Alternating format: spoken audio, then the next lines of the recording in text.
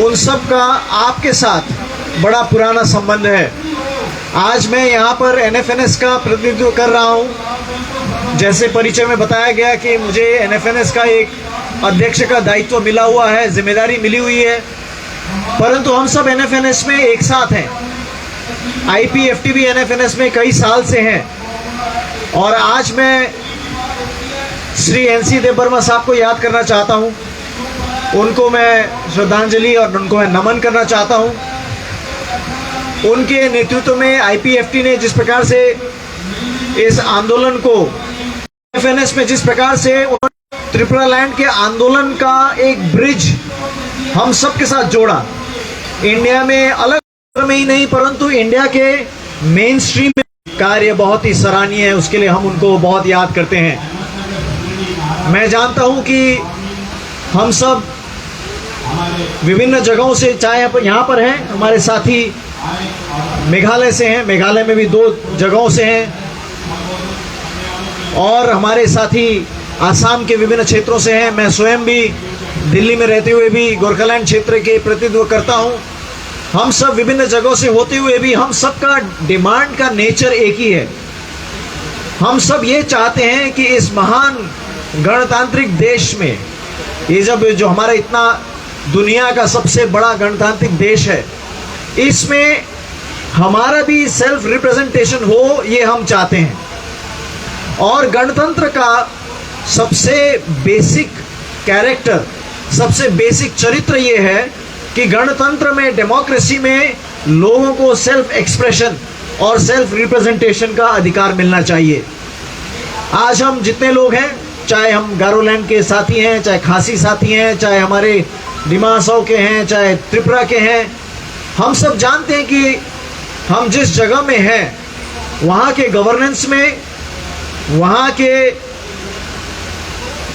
Representation में जिस प्रकार का हमारा भूमिका होना चाहिए, जिस प्रकार का हमारा रिप्रेजेंटेशन होना चाहिए, वो हमें प्रोपोर्शनेट नहीं मिल पा रहा और हम अपने जगह में अपने ही अधिकारों से कई मायने से हम वंचित होते जा रहे हैं। आईपीएफटी के माध्यम से मैंने आपके डिमांड के बारे में बीते कई सालों में बहुत कुछ मैंने सीखा है, समझा है। और हम जानते हैं कि त्रिपुरा में वहाँ के जो इंडिजिनस लोग हैं, और आपके पार्टी का नाम भी इंडिजिनस से शुरू होता है, वहाँ के जो मूल लोग हैं, जो इंडिजिनस लोग हैं, वो ही धीरे धीरे बहुत ही अल्पसंख्यक हो गए हैं। और उनका किसी भी जगह में, किसी भी स्तर में जो रिप्रेजेंटेशन है, वो उनका वास्तविकता को रिफ्लेक्ट नहीं करता है। उनके रिप्रेजेंटेशन ठीक प्रकार से नहीं हो पाती है। और इस कारण से आपके जितने भी अधिकार हैं, चाहे वो जमीन का अधिकार हो, चाहे आपका कानून बनाने का अधिकार हो, चाहे आपके अपने ट्रेडिशनल, आपका जो लॉज है या आपके जो ट्रेडिशनल कस्टम्स हैं, उसके विषय में आपके अधिकार हो, वो सभी कुछ धीरे धीरे सिमटते जा रहा है, कम होता जा रहा है। तो हमारा ये जो डिमांड है वो कोई गैर संवैधानिक डिमांड नहीं है। हमारे ये डिमांड, हम भी चाहते हैं कि भारत का जो महान संविधान है, जिसको हम सब मानते हैं, जिसको हम सब ने अपनाया हुआ है, उस संविधान के धारा में जो लिखी गई अधिकार है कि हमारा पार्लियामेंट नए राज्य का निर्माण कर सकता है या जो मौजूदा राज्य है उसके बाउंड्रीज को चेंज कर सकता है, उसी के तहत हम अपने डिमांड को आगे बढ़ाते आए हैं। और आज मैं एनएफएनएस के सारे साथियों की तरफ से आपको एक सॉलिडारिटी, आपके साथ एकता एक्सप्रेस करने के लिए मैं यहाँ पर आया हुआ हूँ। आज हमारे एनएफएनएस के बहुत सारे साथी यहाँ नहीं आ पाए हैं, परंतु सभी ने आपके लिए सॉलिडारिटी का मैसेज भेजा है। सभी ने आपके साथ एकबद्ध होकर अपने ताकत को आपके साथ लगाने का मैसेज भेजा है।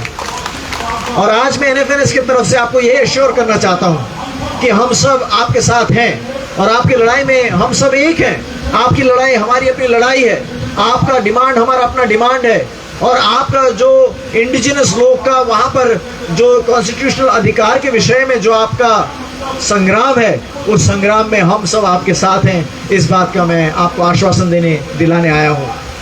बीते दिनों में भी मैं बहुत बार आपके पास आया हूं और आने वाले दिनों में भी आपके हर एक कार्यक्रम में जहां तक संभव होगा मैं आपके साथ संलग्न होऊंगा, ऐसा मैं आपको आश्वासन दिलाना चाहता हूं, ये मैं आपको वचन देना चाहता हूं। मैं जानता हूं बीते दिनों में कई प्रकार के पॉलिटिकल डेवलपमेंट हुए, आईपीएफटी के ऊपर भी विभिन्न प्रकार के क्राइसिस आई, मगर मैं मेरे आईपीएफटी के सभी साथियों को बधाई देना चाहता हूं कि आपने इस सब क्राइसिस के बीच में भी आपने अपने पार्टी को स्टीयर करके ठीक दिशा आपने दी, इसके लिए मैं आपको बहुत बहुत बधाई देना चाहता हूं।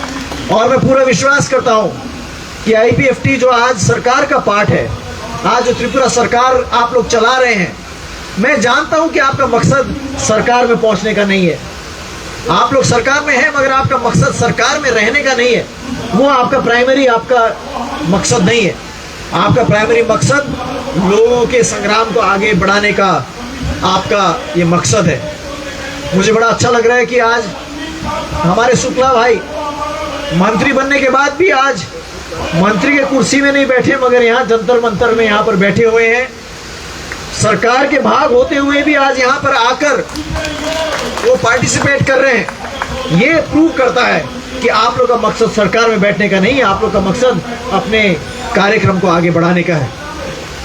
हमारे निकमान भाई भी सरकार के ओहदा में बैठ चुके व्यक्ति हैं, और जब मैंने देखा, मैं उनके पास भी गया, जब टूरा में गया था, सरकारी अधिकार चलाते हुए भी जब वो डिप्टी सीएम थे तब भी वो लगातार जन कार्यक्रम में वो बढ़ते रहे। तो एनएफएनएस में हम लोग जितने लोग हैं, हम सब अपना वॉलेंटरीली जनता के लिए काम करने के लिए हम सब समर्पित हैं।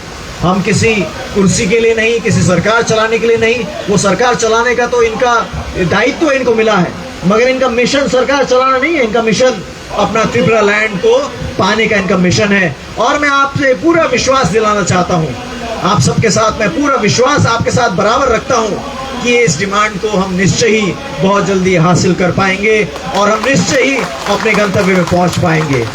इसी के साथ मैं आप सबको बधाई देना चाहता हूँ कि आप लोग इतनी दूर की यात्रा करके, मुझे मालूम है कितनी दिक्कतों के साथ इतनी लंबी यात्रा करके आप लोग यहाँ तक पहुँचे हैं, और यहाँ पर आपने बड़े कठिनाइयों के बावजूद यहाँ पर एकत्रित होकर आप सब ने ये धरना दिया है। आप सबका ये धरना चाहे देखने में एक दिन का कार्यक्रम ही क्यों ना दिखे, परंतु आने वाले दिनों के इतिहास में आपका एक एक पार्टिसिपेशन, एक एक दिन, एक एक कार्यक्रम सब आने वाले इतिहास के पन्नों में आपका लिखा जा रहा है। और ये इतिहास हम सब के लिए एक स्वर्णिम इतिहास होगा, ऐसा हम पूरा पूरा विश्वास करते हैं।